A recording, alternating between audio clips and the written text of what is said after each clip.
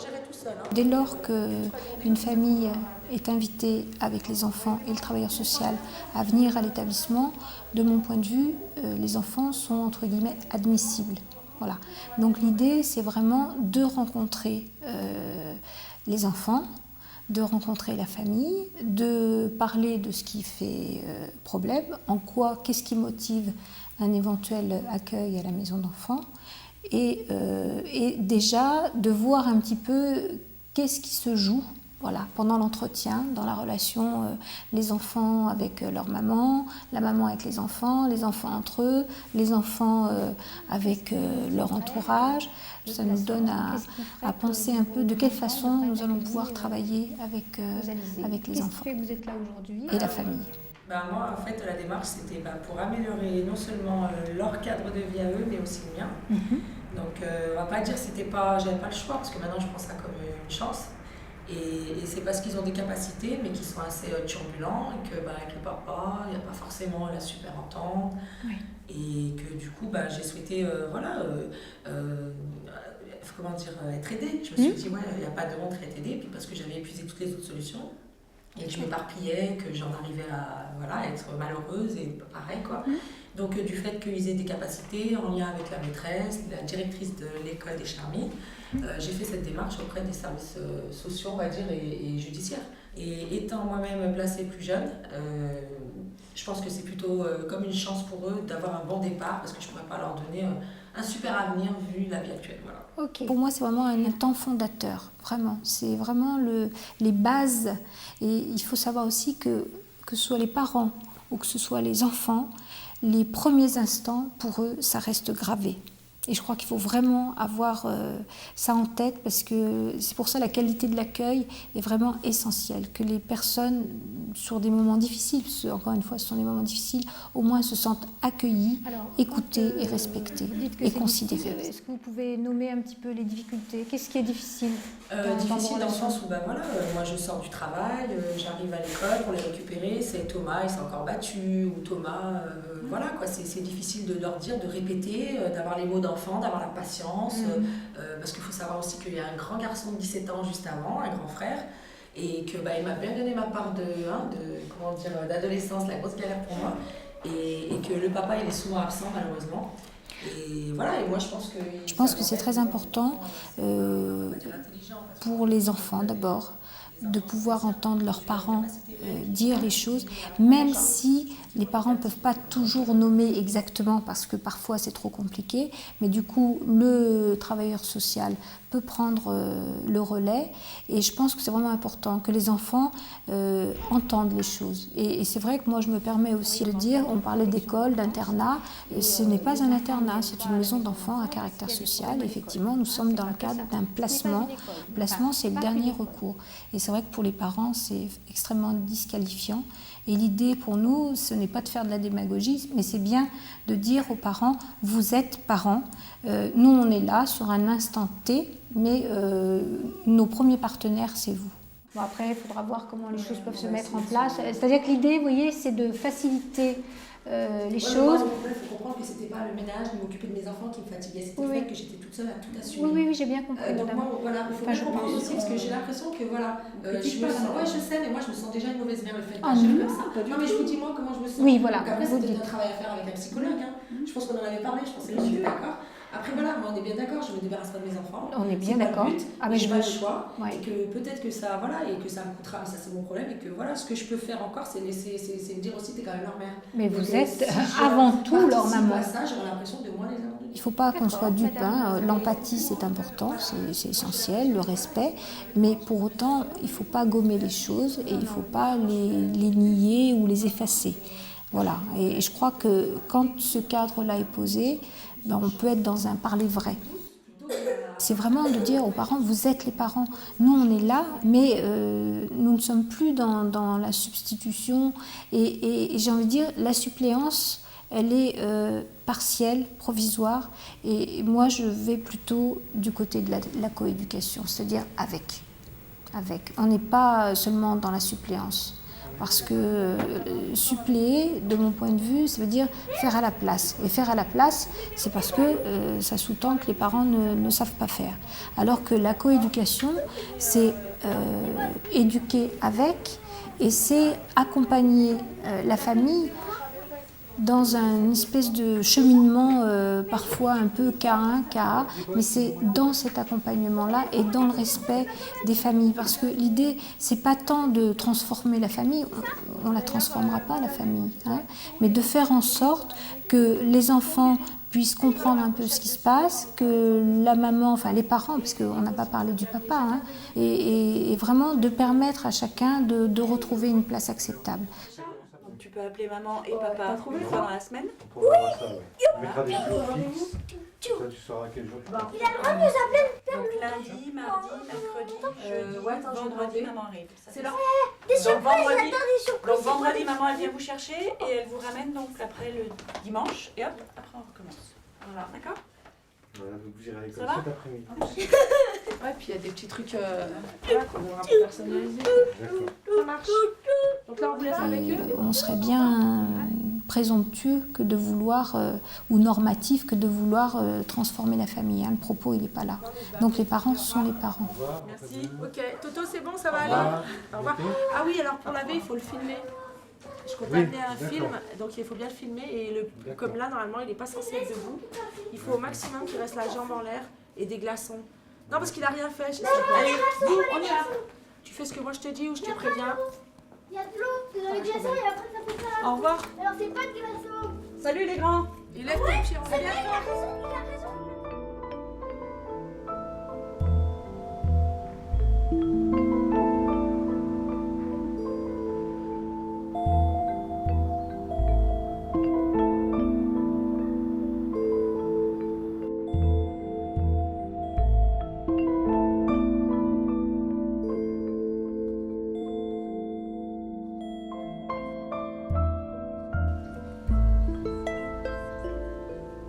Après, si tu veux, je peux te donner un autre dessin.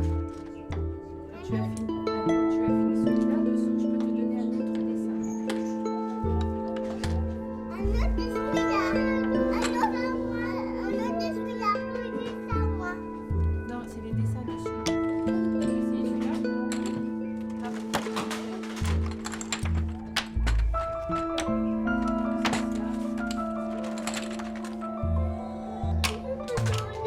bah, ça veut dire, on jouera une fois par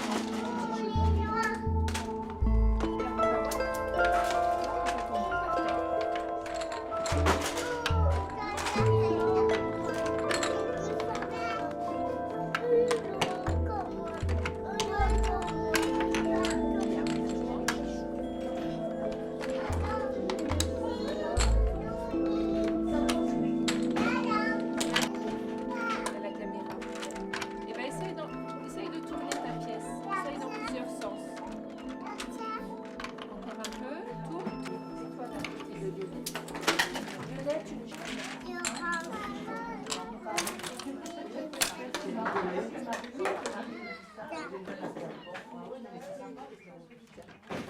Eh bien, si vous voulez, on va faire l'inscription, le dossier d'inscription, où je vais peut-être vous expliquer le fonctionnement. Comme ça, vous verrez si ça vous convient. D'accord, hein? Je vous donne le règlement intérieur. Vous le lirez après tranquillement à la maison parce qu'il est un peu compliqué. Moi, je vais vous expliquer le fonctionnement. Ce qu'on va vous demander au début, si vous êtes d'accord, c'est de laisser Cégena 1 heure les premières fois. D'accord? Et je dis pas combien de fois, on verra selon elle. Oui, Si elle a- c'est elle qu'elle a. si ça se passe bien, si ça se passe moins bien, on verra avec vous. Et si ça vous est possible, nous, 1 heure, ce serait bien. Soit Pour moi, la avant première 10 heures. inscription, elle est vraiment décisive. C'est vraiment à ce moment-là, je pense que les parents peuvent faire confiance ou pas faire confiance. Et pour moi, cet accueil est très important. J'essaye d'abord de savoir un petit peu ce que les parents attendent de la garderie Si elle a pour encore des couches, coller au plus faites près de leurs chaque fois besoins, que qu'il n'y ait pas de vous surprise, décidez, c'est-à-dire que mon vous fonctionnement Voilà. corresponde bien à ce qu'ils attendent. S'il y a besoin. Mais si vous enlevez les couches, par exemple, à la maison, nous, on peut enlever les couches ici aussi. hein. je l'ai mis. Maintenant, je l'ai mis. Elle l'a mis. Elle la met pas. Eh ben nous non plus, on la met pas. On fait comme vous. C'est mieux. Mais des fois, Mais ça elle fait a rien. des accidents. Ce que- oui, ça fait rien. Il y en a beaucoup qui ont des accidents à cet âge-là, c'est normal. Non, ce que vous faites à ce moment-là, c'est que vous nous amenez un petit sac Oui, marqué à son nom, rechange, voilà, avec des vêtements de rechange, et puis comme ça, si on a besoin. C'est souvent l'occasion aussi de savoir des choses sur leur enfant, sur son rythme de vie, ses particularités, ou les particularités de la famille aussi. Voilà, donc c'est un moment, moi, que j'aime bien parce que je trouve que c'est un moment où on est en tête à tête avec la famille et où on peut savoir beaucoup de choses sur l'enfant, sur sa famille et ce qu'ils attendent de nous. Et depuis quel âge elle va à la crèche de la Souris Verte? Depuis septembre De l'année dernière? Non, On a pensé beaucoup l'accueil, c'est-à-dire qu'avant les activités, avant des animations ou quoi que ce soit, on a mis vraiment l'accent sur l'accueil des parents, même au quotidien, même tout le temps. C'est-à-dire que si une famille arrive même en milieu de demi-journée, quelqu'un va se détacher pour aller l'accueillir. Si une famille a besoin de parler, quelqu'un va se détacher pour aller l'accueillir. Donc en fait, l'accueil, moi, je fais ça uniquement sur rendez-vous et je prends tout mon temps pour ça. C'est-à-dire que vraiment, l'équipe sait que quand je suis en inscription, on ne me dérange pas et vraiment, je ne fais rien d'autre. Ça mobilise d'abord de la disponibilité, c'est-à-dire qu'il faut que je sois vraiment dans ce que je suis en train de faire et de dire aux parents, pas penser à d'autres choses du fonctionnement ou être dérangé, par exemple. Ça mobilise une espèce d'empathie, de savoir, enfin, d'essayer de trouver chez l'autre ce qui va m'aider à la garde de l'enfant, à ce que les parents soient bien, de l'écoute, mais l'écoute c'est un mot général, mais c'est vrai, c'est vraiment à ce moment-là qu'il faut écouter les demandes des parents, leurs besoins par rapport à leur enfant. Et puis, c'est pas une compétence, mais j'essaye à ce moment-là d'être le plus chaleureuse possible. Autant il y a des moments pour rappeler les règles, je peux être plus dirigiste, plus sérieuse, mais là j'essaie toujours que ce soit un moment chaleureux pour que les parents soient à l'aise et puissent dire les choses.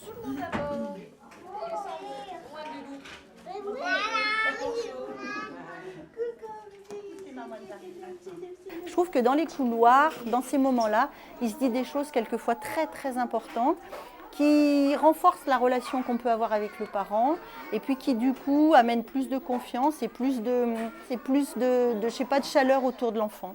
Mais c'est vrai que je trouve important que les parents puissent entrer, se sentir bien et puis prendre du temps pour rester. Si on ne les laisse pas rentrer dans l'espace, ils n'ont pas tellement envie de se poser. C'est vrai que quand ils sentent un peu qu'ils sont accueillis, qu'ils sont chez eux, un peu dans n'importe quelle pièce, un peu dans n'importe quel endroit, je trouve que du coup, ils restent bien.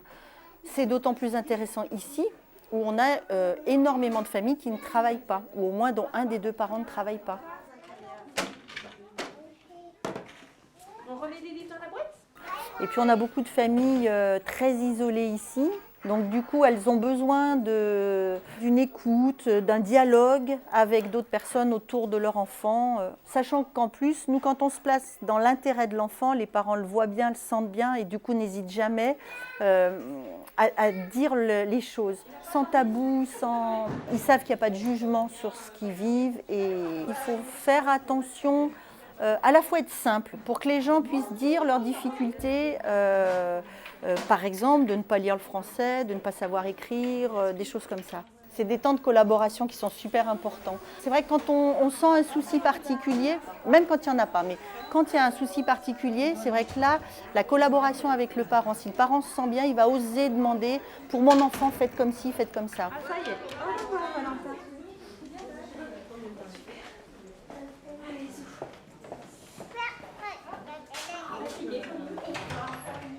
Le hall d'entrée, on a essayé de l'aménager pour qu'il y ait de l'espace, pour que les porte-manteaux prennent le moins de place, que les poussettes soient dans un coin. On a aménagé des banquettes pour que les mamans, elles arrivent le soir, pouf, elles se posent pour habiller leurs gamins. Quand les familles arrivent, il y a beaucoup d'échanges à ce moment-là.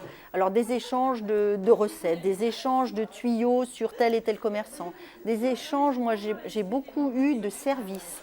De maman qui a eu besoin d'une garde ponctuelle, d'une garde le samedi. Au revoir Colline.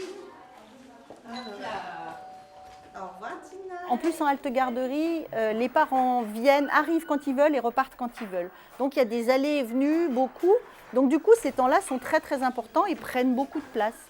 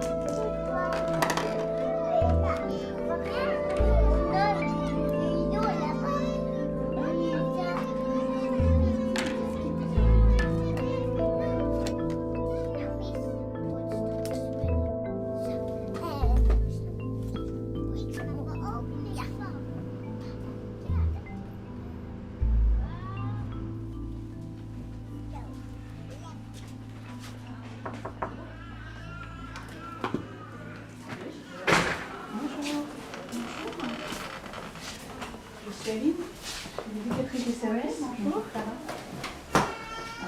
Je vais me présenter pour vous dire qu'il y avait une salle d'animation qui était dans le service, qui était de l'autre côté du couloir, où il y a des jeux de société que vous pouvez emprunter pour jouer dans la chambre, pour venir passer un petit moment. Mon quotidien, c'est que le matin, je prends une relève quand j'arrive dans le service, où je note l'enfant, l'âge de l'enfant, son prénom, pourquoi il est là, et puis la chambre où il est, et je fais du porte-à-porte, c'est-à-dire que je me présente en disant que je suis éducatrice dans le service, qu'il y a une salle d'animation qui est à leur disposition pour passer un moment avec leur enfant. Il y a également des jeux qu'ils peuvent emprunter pour jouer avec eux dans la chambre, pour que voilà, l'hospitalisation se passe au mieux, pour que l'enfant retrouve sa place d'enfant, c'est-à-dire qu'il ne soit pas seulement malade, enfant malade à l'hôpital, c'est aussi un enfant qui joue, qui va à l'école aussi, puisqu'il y a une école au quotidien, en tous les cas dans ce service-là. Voilà, je vais à la rencontre des parents, je les incite aussi à faire un mouvement de sortir de leur chambre et d'aller dans d'autres lieux dans le service aussi. Parce que pour les parents, c'est pas forcément évident. En tous les cas, au début de l'hospitalisation, souvent, ils restent dans la chambre avec l'enfant en tête-à-tête. Voilà, en tête-à-tête, où on essaye d'apporter, en tous les cas, moi j'essaye au quotidien d'apporter une ouverture vers l'extérieur, de par le mouvement d'aller vers eux et de les inciter à sortir de la chambre, et puis aussi parce qu'on présente, il y a des associations qui interviennent au sein de l'hôpital, c'est-à-dire qu'on essaye de faire rentrer l'extérieur, le quotidien et l'extérieur dans l'hôpital.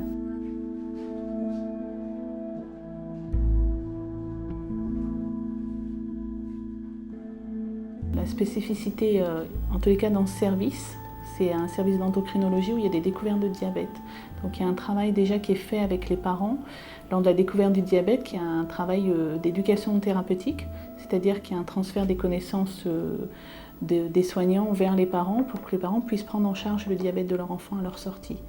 Donc quand il y a des découvertes, par exemple, les enfants restent 10 jours avec leurs parents et il y a des séances d'éducation qui se font avec les médecins ou avec une infirmière où on leur explique ce qu'est le diabète et puis comment le prendre en charge et comment le gérer au quotidien à l'extérieur pour que l'enfant et sa famille puissent vivre au quotidien de façon sereine. Sinon, il y a l'hypoglycémie sévère. Donc là, c'est quand il y a vraiment très très peu de sucre dans le sang. Donc on parle de glucagène, je ne sais pas si vous connaissez un petit peu. Voilà, l'injection de glucagène, ça va être une hormone en fait qui va permettre au foie une réserve de sucre, et ça va ouvrir cette réserve de sucre qui va permettre de resucrer l'enfant. Après il va se réveiller et là on lui donne du sucre à manger, hop, pour remplir notre réserve de foie. La relation en tout cas, elle devient d'un autre ordre pour des enfants qu'on revoit. Il y a une relation qui s'instaure sur les 10 jours d'éducation, mais c'est des enfants qui reviennent une semaine après leur sortie, puis après qui reviennent un mois après la sortie pour voir si tout se passe bien, pour refaire un peu un point avec les parents sur les questions qu'ils ont à poser, qui sont apparues au quotidien, parce qu'au moment de l'éducation, bon, voilà, ils emmagasinent plein d'informations, mais après, sur la mettre en pratique au quotidien, ce retour permet un peu de réajuster et que l'éducation soit vraiment une éducation qui soit individuelle, qui soit adaptée à l'enfant et à sa famille, à leur façon de vivre à l'extérieur. Donc là, il y a des liens qui se créent, qui sont un peu plus forts, qui sont plus sur la complicité et sur un échange, où il y a un retour de l'éducation qu'on leur a transmise. C'est très très différent d'une personne à l'autre. Ça peut être soit des maux de tête, soit des tremblements, des jambes toutes faibles, tu peux avoir des transpirer, être tout pâle, avoir faim. Effectivement, avec l'habitude, elle arrive oui, à reconnaître les symptômes et à savoir quand elle est en hypo et quand il faut qu'elle soit au sucre. Oui. En sachant qu'elle, de toute façon, elle fait toujours une glycémie avant de se resucrer. Oui, en tous les cas, l'éducatrice ou l'assistante sociale ou l'institutrice, on est quelquefois personne ressource, c'est-à-dire qu'on est une personne extérieure au service, qui travaille dans le service et qui peut être un peu un point de ressource pour les parents, c'est-à-dire qui nous pose des questions. Alors on n'est pas forcément détenteur du savoir, mais on peut orienter, en tous les cas, les orienter vers la personne qui peut être ressource pour eux. Puis tu as bien avancé ton poisson pour finir. Il est sympa comme ça. La salle de jeu est un lieu neutre, où il n'y a pas de soins, où il n'y a pas de soignants, où volontairement on n'est pas en blanc non plus. Donc souvent, voilà, c'est un endroit où les parents se posent avec leur enfant et puis on discute. Et de la maladie, mais aussi de l'extérieur, de leur travail, etc. Et souvent, c'est là où ils osent dire, dans tel cours, ils ont eu un cours avec les médecins, j'ai pas compris. On a su, tu dois faire des ateliers comme ça. Donc après, il y a des parents qui rentrent et qui accompagnent leur enfant, et là, ça permet à l'enfant et aux parents d'avoir un temps de complicité autour du jeu, et puis de redonner aux parents aussi une vision de son enfant en tant qu'enfant et pas seulement en tant qu'enfant porteur d'une pathologie. Et puis il y a des parents qui laissent leur enfant pendant qu'ils vont se restaurer ou qui retournent à la maison pour gérer le quotidien, qui continuent à la maison, les autres enfants. Voilà, ils se disent que l'enfant est en salle de jeu en train de jouer avec d'autres et qu'il n'est pas tout seul dans sa chambre. Ça leur permet un peu de partir un peu, l'esprit serein, entre guillemets. Voilà, on est là du lundi au vendredi, on est là de 9h à 17h, donc on couvre une bonne partie de la journée. Et c'est vrai qu'on est souvent un repère pour les parents et pour les enfants aussi. Ouais, du rouge et du noir, il manque un peu. Il y a beaucoup de vert. Ouais. Il y a pas mal de vert par contre. Ouais. Et c'est quoi que je disais tout à l'heure? La place de la salle de jeu et du point de l'endroit où ça accueille, c'est un peu un point où tout le monde passe. C'est-à-dire qu'il y a le bureau des internes qui est pas loin, le bureau des infirmières qui est là.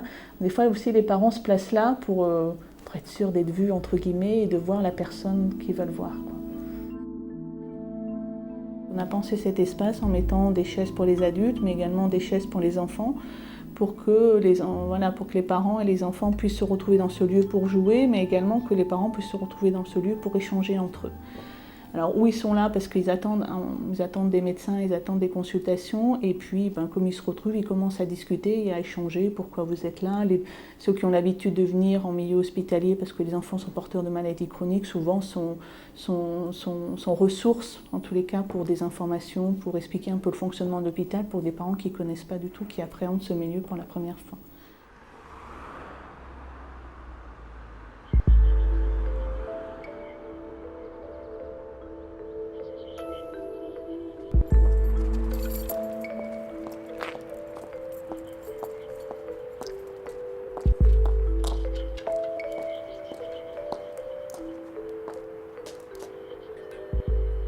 Dans le cadre d'un CAMS, on travaille en lien avec les parents. Cet enfant est jeune, son devenir est dans le projet de ses parents. Et la survenue d'un déficit, d'une difficulté, de quelque chose de compliqué pour cet enfant va faire qu'il est important de soutenir ses parents à devenir parents de cet enfant-là, de les aider à créer le lien de cet enfant-là avec ses parents. Donc l'intervention du professionnel du CAMS est toujours dans le lien avec le parent. S'il te plaît, tu te tiens droit. Tu te tiens correctement. Voilà. Bien droit. Voilà, comme ça. Bonjour Clément. Bonjour. Le CAMS, les CESAD ou d'autres services travaillent au domicile des parents parce qu'on accompagne l'enfant dans son environnement. Son environnement, c'est sa réalité du quotidien.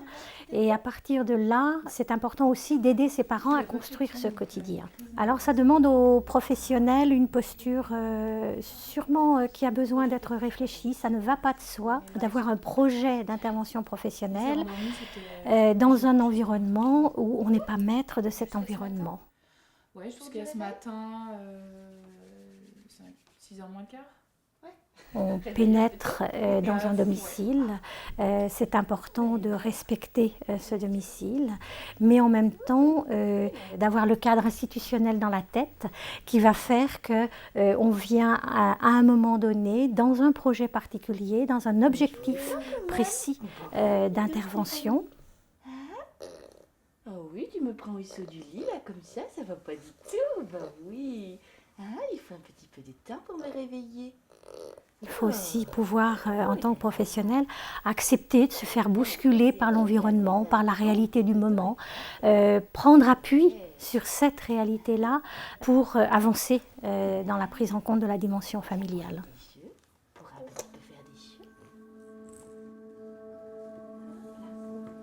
On te réinstalle un petit peu comme il faut, Clément. Clément. Je te promets, je te réinstalle un petit peu comme il faut sur ton petit coussin, d'accord ? C'est une posture professionnelle très subtile à trouver, me semble-t-il, qui est régulièrement réinterrogée, une posture qui puisse permettre à la fois de garder la porte ouverte de la confiance ou de la créer, et à la fois d'atteindre son objectif d'intervention.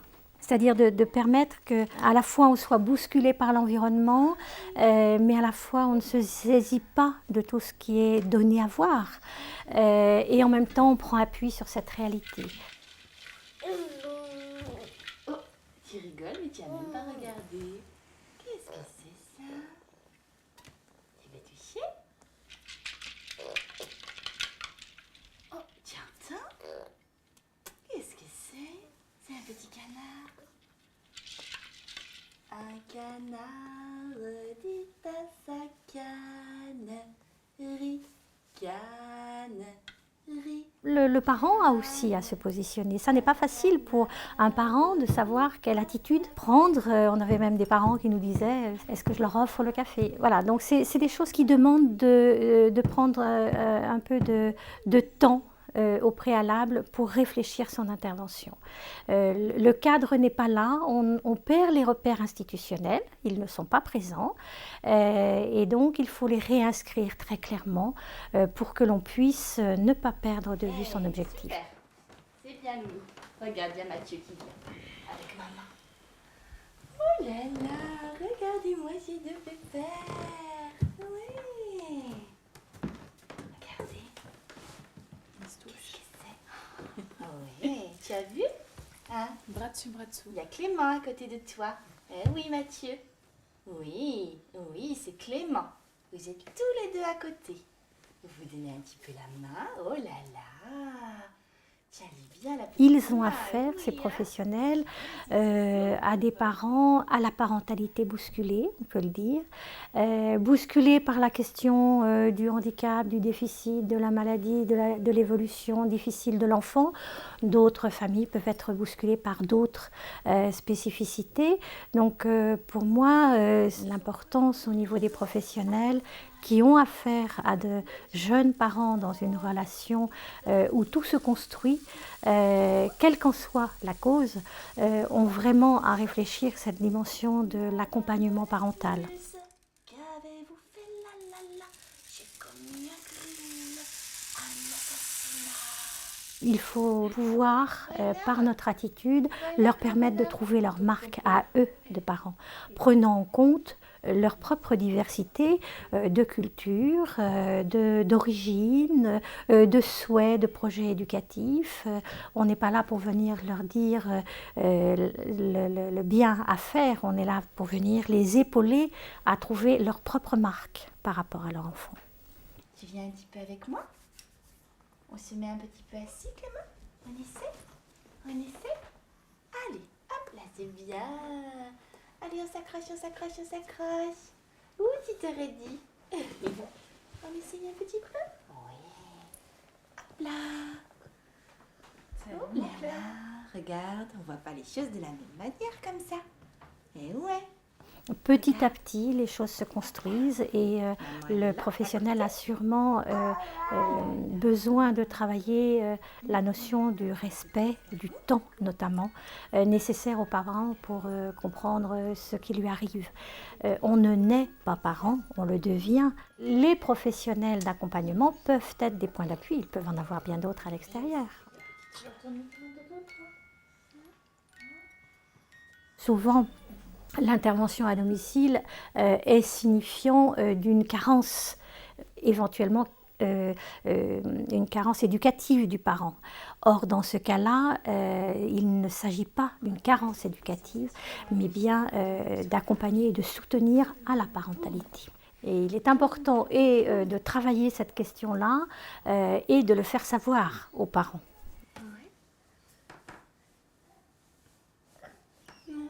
On ne fait rien auprès de l'enfant sans être dans le lien avec la famille, parce qu'on accompagne l'enfant dans ce lien parental. Ce sont les parents qui vont accompagner l'enfant. Les professionnels sont là en support à un moment donné. Et puis, voilà, les parents et l'enfant vont continuer leur vie, ils construisent leur projet de vie. Nous ne sommes là qu'en support.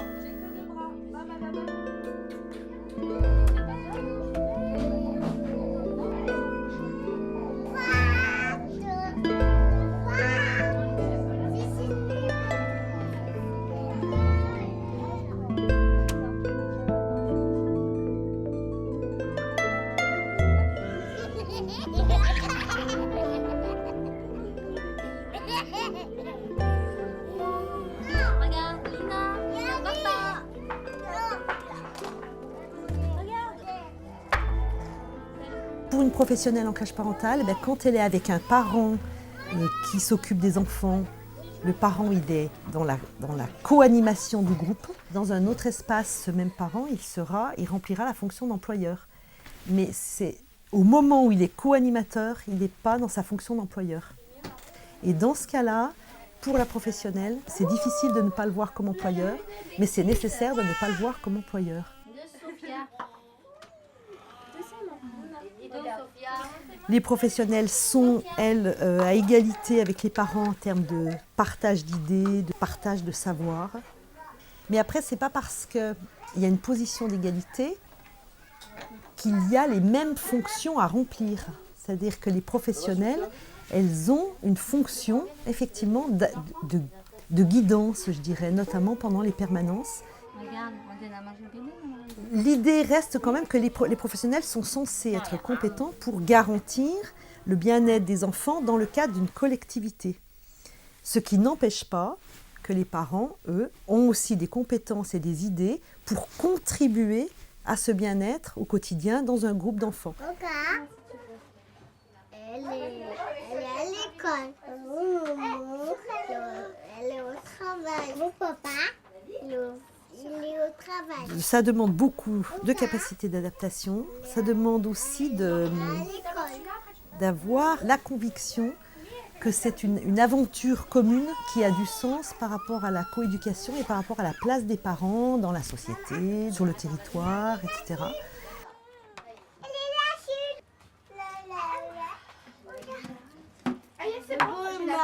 Ça demande beaucoup de recul, de capacité à prendre de la distance. C'est aussi justement comment se laisser réinterroger en permanence sans se sentir détruit, sans se sentir mauvais, sans se sentir nul. Et du coup, ça développe beaucoup d'autres choses chez le professionnel. C'est-à-dire que, par exemple, se laisser interroger par la manière de gérer un repas ou de gérer une sieste. Ça ne veut pas dire qu'on va faire ce que le parent fait, mais ça veut dire qu'en permanence, on s'interroge sur ses propres savoirs et ses propres pratiques. Et en termes d'effet, c'est aussi élargir ses pratiques et s'éloigner des certitudes, obligatoirement. Alors, de quoi est-ce que j'ai besoin? Mais en même temps, s'éloigner de ses certitudes, sans se mettre en danger de ne pas savoir où on est. C'est tenir et en même temps ouvrir. Ouvrir, tenir.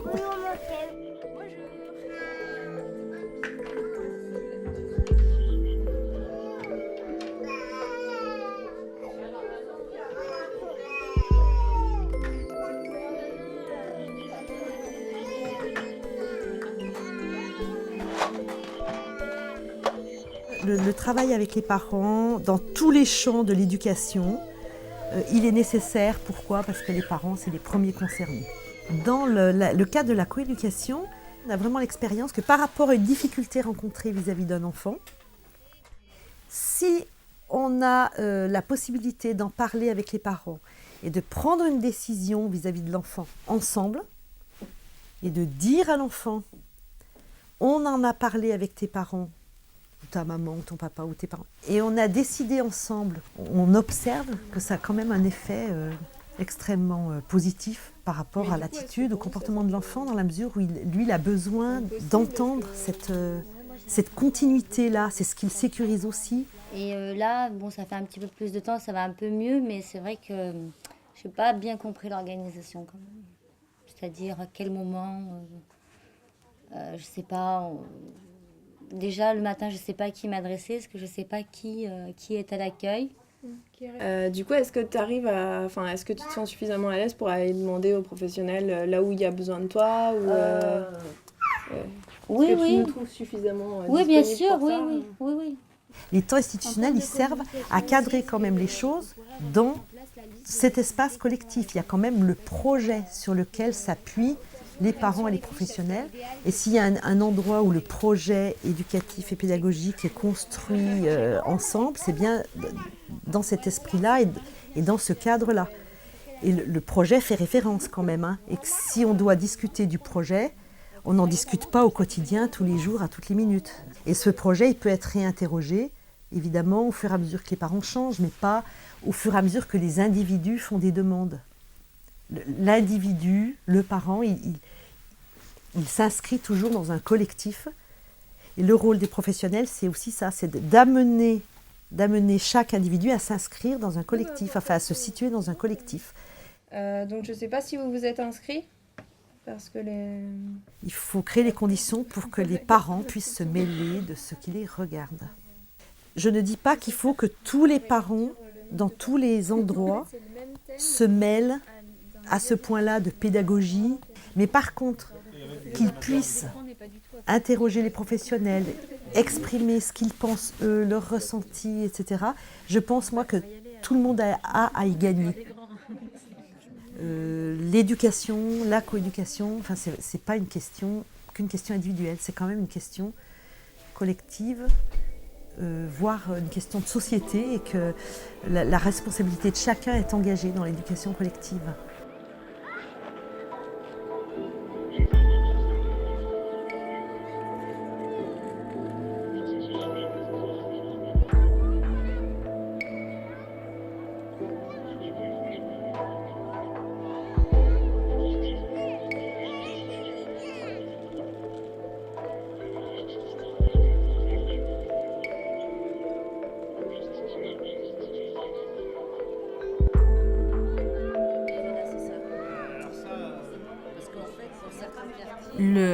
Le conseil d'école, en tant que cadre institutionnel, a pour moi deux enjeux, je dirais, essentiels. Le premier, c'est un enjeu démocratique. Et le deuxième, c'est parce que, justement, il est institutionnel et garantit ce cadre. Fréquentation, obligation scolaire. L'inscription à l'école maternelle implique l'engagement pour la famille. C'est démocratique parce que c'est une instance qui va réunir différents partenaires qui travaillent autour de l'école. C'est un lieu donc, où on va débattre, où on va expliquer. Et donc, où il peut y avoir un débat contradictoire de façon à ce que justement les choses puissent s'expliquer et où on a à donner à comprendre. Et donc du coup, on a à s'ouvrir à cette contradiction. Même dans l'intention collective, sanction, ça nous renvoie. En tout cas, c'est important. Ça va interroger les pratiques des professionnels. Et c'est un réel travail en partenariat, c'est-à-dire comment on va pouvoir travailler ensemble en respectant les prérogatives des uns et des autres, et tout en gardant son identité de par sa fonction, soit en tant que parent, soit en tant que professionnel, soit en tant que représentante politique. C'est que du coup, on travaille vraiment sur une dimension d'équipe. C'est-à-dire que voilà, ce qui se passe dans une classe, on n'en est pas non solidaire à côté, on essaye ensemble de trouver des modalités de réponse pour aménager au mieux pour les élèves. Au conseil d'école, on traite tout ce qui a trait à la vie collective de l'école. Bien évidemment, on ne traite pas de questions individuelles. D'a priori, personnellement, j'ai plus de... Ce temps institutionnel, il préserve le cadre fonctionnel et éthique, et en même temps, il est là aussi pour protéger et garantir une sorte d'intégrité de tous. Je pense que c'est une inquiétude des parents, et je ne sais pas si des fois... en tant que parents, on sait montrer à l'enseignant nos inquiétudes. Enfin, c'est... Bien sûr. Et que des fois, ça peut être mal interprété. Tout un enfant dans une école, je dirais un élève, il n'est pas l'affaire du maître de la classe, enfin de la maîtresse. Hein, et c'est vraiment l'affaire de l'école et de l'équipe. Nous, on n'est pas là, en fait, mais voilà, c'est déjà ma fille qu'elle a bien appuyé. Je dirais comme compétence, c'est de reconnaître l'autre en tant qu'existant et en tant qu'être qui existe à part entière. L'autre qui est différent de moi, qui a un avis différent, une façon de penser différente. Et ça demande en tant que compétence du côté du professionnel de pouvoir être tranquille par rapport à ça. Et de pouvoir, je veux dire, accepter le regard d'un tiers sur son travail et qui ne met pas en péril son intégrité. Il se réveille tôt à 7h, mais c'est qu'il parle fort et réveille les autres. Donc on les a repris par rapport à ça. Mais sinon, il s'intègre bien. Oh, il faut vraiment que tu guérisses. On n'a pas tout ce que ça à faire, Thomas. Non, mais je suis pas contente. Tu crois pas que nanana, je crois que je rigole, ça doit être la fatigue de la semaine. J'ai pensé aussi à eux, je vous ai mis chacun votre photo, tu mettras vers ton bureau. Tes copains de l'année dernière, ton maître de l'année dernière, tu poses tes béquilles, t'es pas manchot des mains, pose tes béquilles. Bon, fais pas ton père ronchon s'il te plaît, fais pas ton père ronchon, c'est horrible. Il me fatigue. Et ça c'était le plan, et voilà, j'aurais Attends, je Non, reviens, il est sinon, où? ça s'est bien passé. Donc ils ont découvert l'école. Donc là, cette semaine, j'étais dans la même classe, comme je vous ai expliqué, parce que l'institutrice de Sacha n'était pas là. Donc là, la semaine prochaine, ils seront dans des classes différentes. D'accord. Mais sinon, non, ça s'est quand même Ouais, ça s'est bien passé. Ouais, mais je savais, parce que de toute façon. Puis ils jouent facilement avec les autres. Ouais, bah ça, ouais. Pour faire les fous, ils sont toujours les premiers. Ces enfants, écoute. Non, mais ils sont comme moi, c'est pour ça que.